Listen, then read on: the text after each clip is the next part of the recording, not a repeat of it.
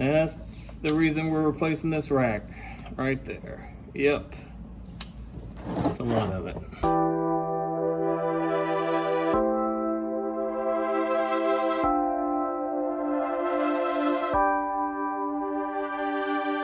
What is up, guys? Welcome back to the channel. This is episode 2 of the 3-part series of doing the front suspension on the LX470.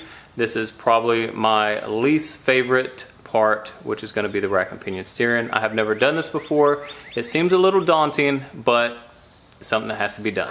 So let's go ahead and jump right into it and try to get this thing out.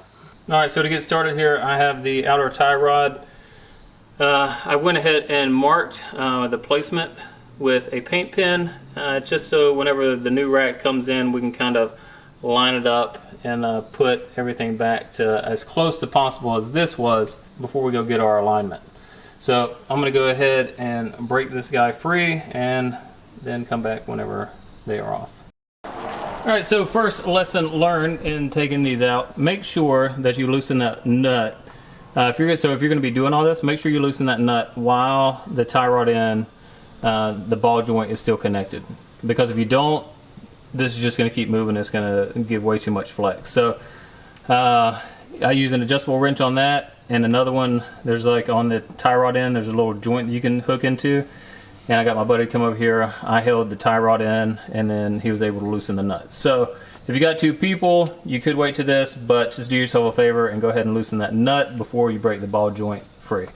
Alright guys, so coming in from the driver's side, obviously I have all my stuff out. There would be a CV axle right here, but just right above that is the steering column, and right there is the 12mm, I believe 12mm bolt that you have to take out.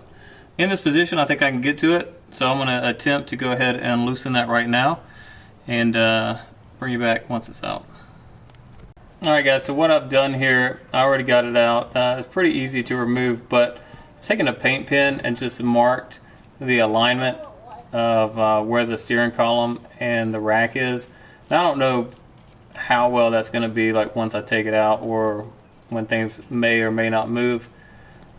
But the steering wheel is locked in place right now, so I'm hoping that will help when I'm putting everything back together. But I don't know if this thing is keyed or not to where the rack will only go in one way. So once we get this out, we'll take a little bit closer look at that. But I went ahead and paint pinned it where it is right now in this position, hopefully to help reinstall the new one once we get to that point. Alright, so looking at this from the front, this bolt right here is the banjo bolt. I think this is going to be your pressure line. It's 17mm. I'm not really going in necessarily any particular order. I don't know that there's a certain order that you have to go in, but I'm going to go ahead and break this. It's 17mm, and just go ahead and let some of that fluid start coming out, and then start disconnecting these lines little by little. And then probably lastly, this oil filter housing also has to come out. I believe it's a total of, I don't know, 2 bolts and a stud or something like that, but I'll probably save that one for last. But it has some connections too. So you're going to be losing fluid in this, so I'm going to go ahead and break this one and start losing some right now. And if you can see right there, that's the power steering fluid starting to leak out and into the pan. So I'm just going to let that do its job and pretty much get all the power steering fluid out that we can. Alright guys, so what I've been doing here, there was a little bracket. You can see it right there. There's a 10mm that was holding the piece onto the top. And obviously these are little bushings here so it doesn't mess up the metal. And then if you can see way back here, that is a 12mm and that attaches to the rack. So I'm in the process of taking that out right now, and then that'll free up this whole bracket here and just give these lines a little bit more room to work whenever we get ready to take this thing out. All right, so next line up is going to be, I guess that's the low pressure, which was right above the high pressure line. That I believe is a 17mm, and I'm going to try my best to work my way in there and break that thing free. think I'm gonna hit it with some penetrating oil because I've tried to tug on it a couple of times and it's pretty stuck. So I'm gonna put some penetrating oil on it, let it sit for like 10 minutes and then try again. I'm gonna try to do this and see if it works, but I'm gonna try to take this boot off here, and if I can get that boot off, I think I can get a better angle at that line where I can break it free. Also, I feel like there's gonna be fluid in here. That's another one of the reasons that we're changing this rack. But I'm gonna get that thing free first and then see if we can get a better angle.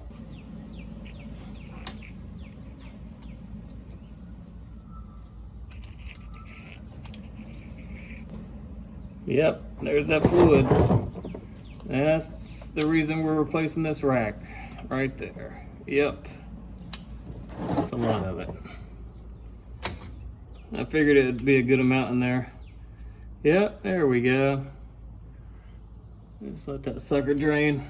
When I first bought this, I was actually backing it into my driveway, and I guess there was so much fluid in this cover here that this couldn't even hold it. It popped over this little joint where it was secure at, and it just dumped all this power steering fluid on my driveway.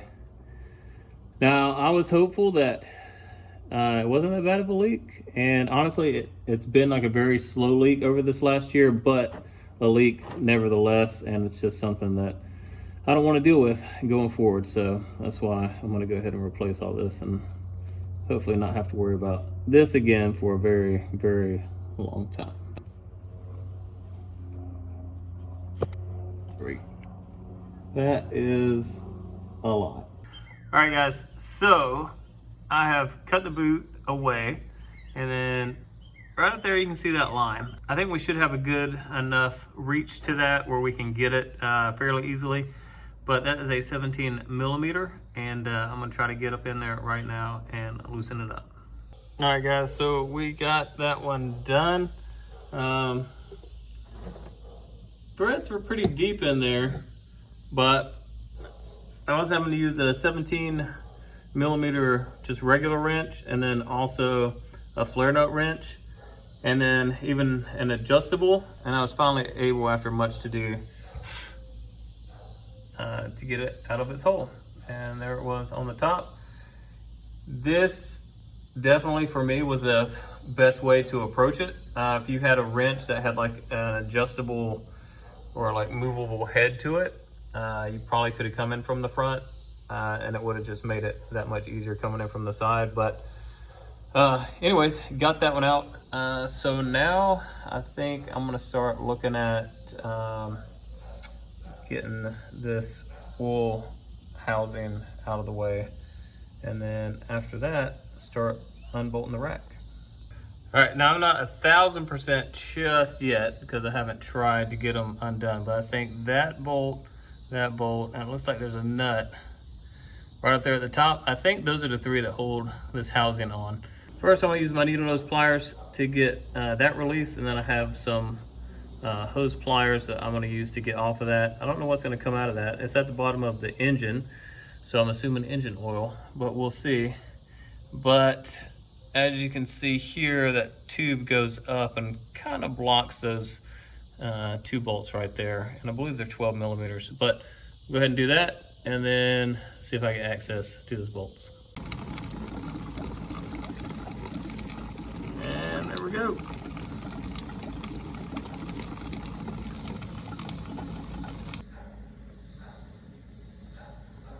So apparently that is a coolant hose, and it is spraying out, as you can see, everywhere. So I'm gonna try to slowly take that out, even though I'm sure a good amount is gonna get all over the place. So just have your goggles on and prepare yourself for a flood. All right, so there's a little sensor back here. I went ahead and popped that off. It goes in right there. And then we have this other line up here. And I don't know what's gonna be coming out of that, but I'm sure I might get sprayed and it's gonna make a bigger mess. So that one's still over here draining. It's been like 10, 15 minutes now. So we'll go ahead and break that one free and see what we got. So it's a little tricky to see in here, but up there was where the nut was. So I was able to get a long swivel extension, 12 millimeter in there. And then there are 2 more bolts, one there, and then one there that I have to get. So I'm gonna try to work my way in there and break those free. Couldn't get that off, so hopefully when I break those free and can move this around a little bit, I'll be able to pull it out from there. All right guys, so I moved that long hose that had the antifreeze in out of the way so you can see this a little bit better. So here's the inner tie rod, and then we're just going straight over that, and then you can see those 2 bolts. That one I used swivel extension. I already broke it free, and I'm trying to get a hold of that one to break it free right now. So with any luck, we'll have those 2 out shortly, and then we can start moving that oil housing out of the way. All right guys, so I actually took a little bit different approach here. Right here would be a CV axle, but obviously I have that out. So if you go right behind that and look up, you have really good access to that bolt where you can break it free if you have a swivel and an extension. So obviously oil is starting to come out now because I have broke those free. So the seal is obviously also broken. I don't know how much is going to come out. I'm assuming quite a bit. So we're going to go ahead and get those out the rest of the way and then just let this thing drain. All right, real quick. So I got those 2 bolts out. Notice one is longer than the other, and I wish I would have paid attention to that as they came out. I think this longest one actually goes into the front there, because if you see, it actually is a little bit longer than the one in the back. So I think that's where it goes. I would have liked to have paid a little more closer attention. And if I remember when I put all this stuff back in, I'll let you know which one goes into which. But one thing that I wish I would have thought about beforehand is taking off this oil filter, because I'm probably going to need the extra space here to be able to wiggle this thing out. So just do yourself a favor if you're doing this and you're removing this housing, take off your oil filter first while it's bolted in, because it's probably a whole lot easier. So I'm gonna go ahead and do that now, and then see if I can't try to maneuver this thing, Tetris it out of here. All right, that housing is out. There you can see right up there, there's where it attaches to. So 2 bolts right there, and then there's a stud on the top up there. So we got that out. Relatively easy. I kind of just let it do its own thing, and then it just shifted and I was able to get it out. But definitely taking off the oil filter helped. So now I think really the only thing that is left is to separate it from the steering. And then I think we have 1, 2, and then there's like 3 or 4 more bolts to loosen this thing up, and then try to pull this thing out. All right guys, so this is from the passenger side. Here are the 2 bolts you have to get to. So basically I took my long ratchet and got a 19 millimeter on there, and there's not much room. It's just slowly working them back and forth to get this thing out. So just know it's gonna take a little bit of time, but long ratchet, 19 millimeters, and getting the job done. Then we'll go over to the other side and get those other 2 bolts out. All right guys, so we are now back here on the driver's side. If you look over there, right up there is where one of those bolts were. Both the 19 millimeter bolts are out. And we should have 2 more bolts right here. And I think effectively that should loosen up this rack. And then the only other thing we have to do is disconnect it from the steering column. So I believe these are 19 millimeter. If there's something else, I'll let you know, but I'm gonna go ahead and break these free. That was where that last bolt was in. So both those bolts are out. I started shimmying it, and I was able to break it free from the steering column. And as you can see, I also went, and marked as I was taking it off where it aligned here in the back. Now again, I don't know if that's gonna make a difference or not, or you know, how really that's gonna line up whenever we go to put the new one in. But I did mark it, so maybe we'll have some reference of where we're at whenever we go put the new one in. So what I'm going to do right now is I'm going to move the whole rack as far over to the passenger side as possible, and hoping that that will give me enough room to then pull it out the front right here of the driver's side.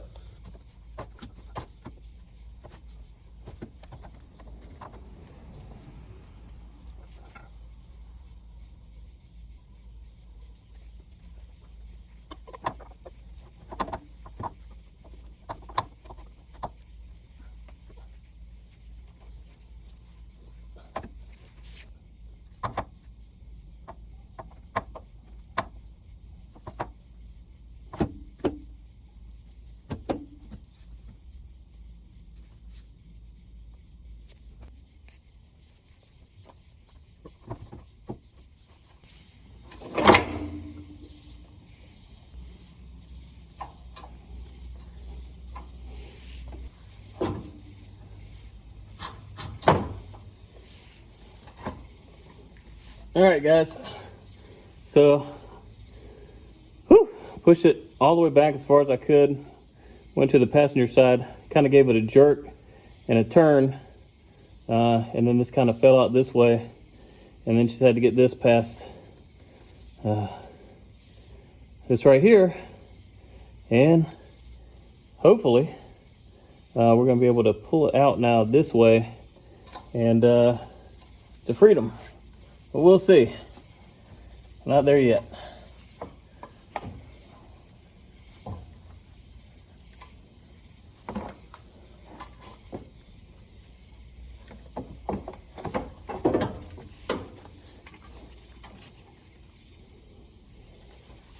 Probably gonna make a mess here.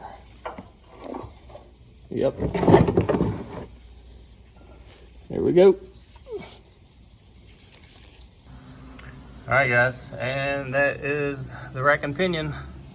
Gonna be a lot of cleaning to do on that mating surface, but that is gonna be it for right now. I do not have the replacement, but in the next clip, all this will be fresh, clean, and ready to take this new rack and pinion. All right, guys, it is that time to put the new rack in. So here's the new rack from Lexus. Here's the old rack over here. Now, one thing that I wanted to do is I wanted to go ahead and measure the inner tie rods here from a certain point to the edge, just to see if this was the same distance as my new one, and they are not. Now, I thought that you could adjust these inner tie rods to bring them in or out, but that's only for when it's on the vehicle, and that's really just to thread out the outer tie rod or bring it in. So the only way that I could actually get this to be the same length as the old one and kind of put everything in the same position is if I rotate it as if I was kind of steering the vehicle. So I would have to adjust this, but seeing as how this is a new rack, all this is super, super stiff. So the last thing I want to do is like gnarl up these splines here. So I'm going to figure that out because I'm not an alignment expert. And as soon as all that's figured out, then we're going to go to putting it into the vehicle. All right, guys, if you can tell, this one is a little bit longer on the passenger side, a little bit shorter on the driver's side. So I got it roughly in the same dimensions as the old rack. Basically what I did is I took this microfiber towel, wrapped it around here where it was pretty thick, and then used this set of pliers right here to grip onto it and rotate it to bring it that way. So this is basically the same as when I took the old one out. So it should be good, probably closer to alignment than what we would have been before. So now let's go ahead and try to throw this thing back in the vehicle. All right, guys, as you can see, the mating surface nice and clean. And I even went through all the holes that the bolts are gonna go into, and I made sure to clean those out. Hopefully there's no debris in them, so everything just goes in a little bit smoother. So right now, I'm gonna get the rack and see if we can put it back in place.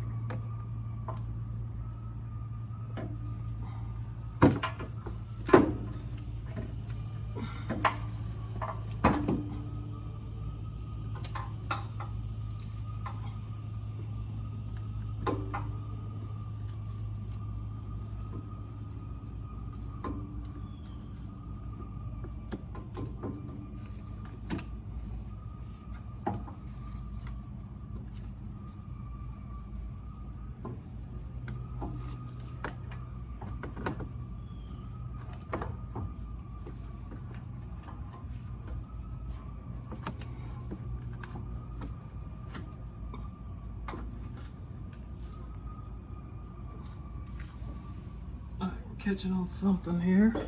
Let's see. I think we're all the way maxed out at the other end.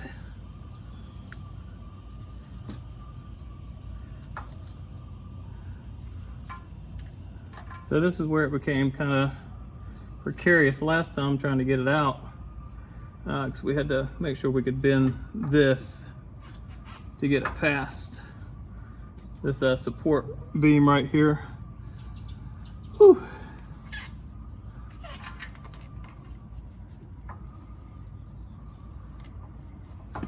There we go. All right, so we're cleared over here. I think I need to go on the other side. Pick that up a little bit.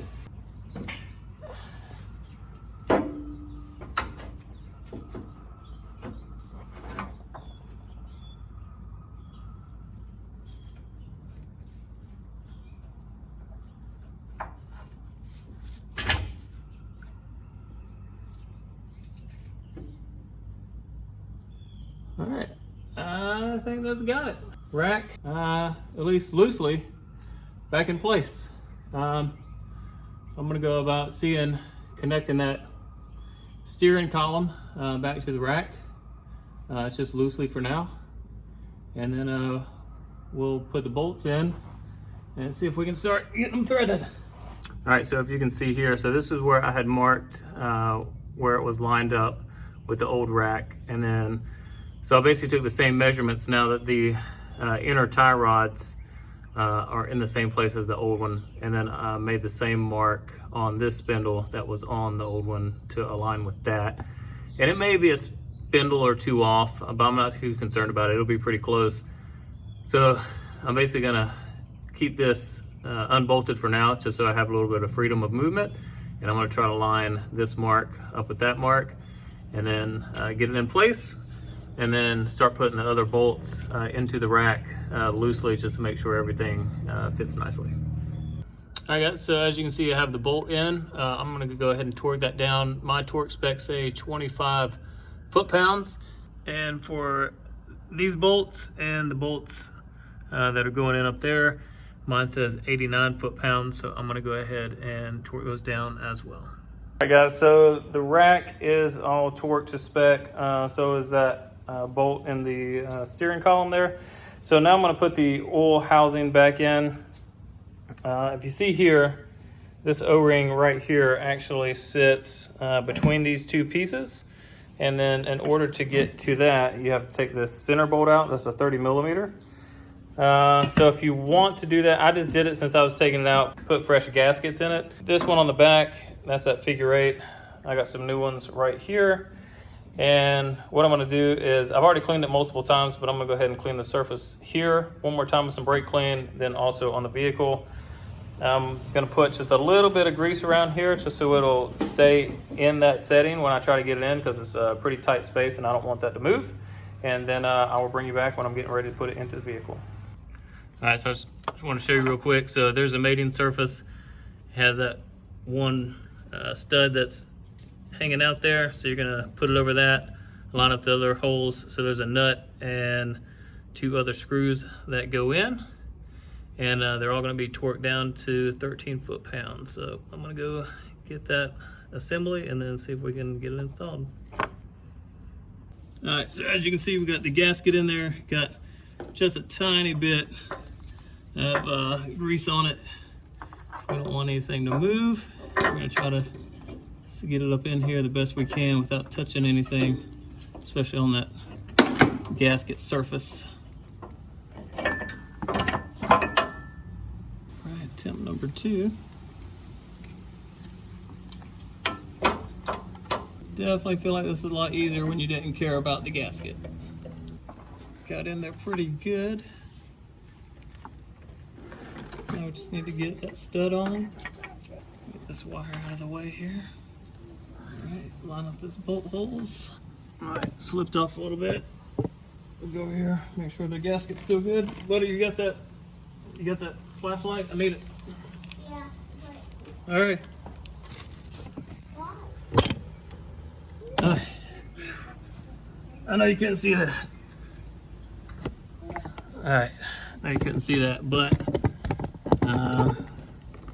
let's see here.